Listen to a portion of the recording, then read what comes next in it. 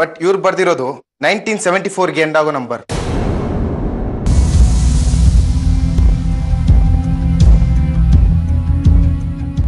ರಾಜಾ ಕೊಡೋದನ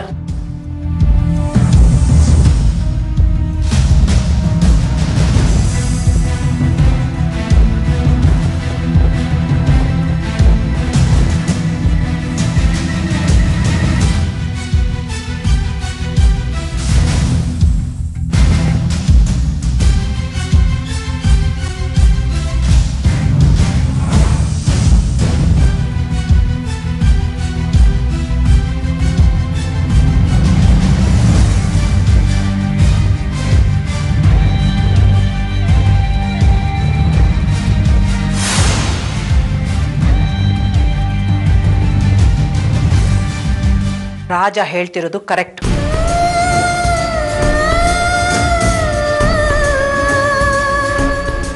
ಒಂದ್ ನಂಬರು ಆ ಕಡೆ ಈ ಕಡೆ ಆಗಿದೆ. ಯಾಕೆ ಹೀಗೆ ಮಾಡಿದೆ?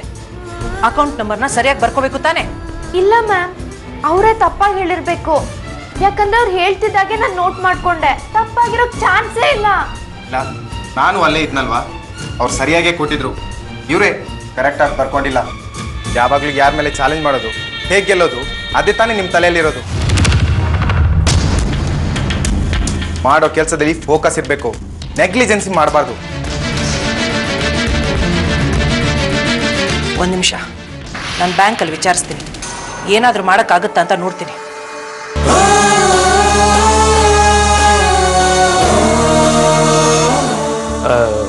ಮೇಡಮ್, ನಾವೇನು ತಪ್ಪು ತಿಳ್ಕೊಳ್ಳಿಲ್ಲ ಅಂದರೆ ಒಂದು ಮಾತು,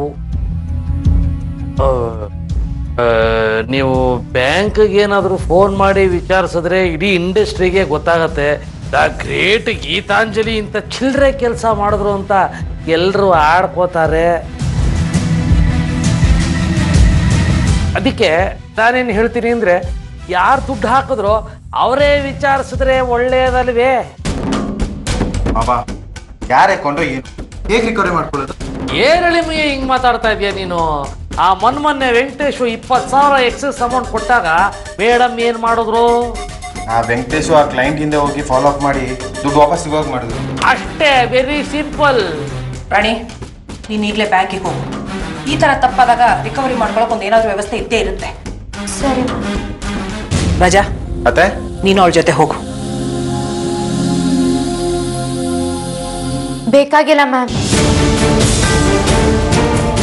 ನನಗೆ ಯಾರ ಹೆಲ್ಪು ಬೇಡ. ನಾನು ಮಾಡಿರೋ ತಪ್ಪನ್ನ ನಾನೇ ಸರಿ ಮಾಡ್ಕೋತೀನಿ.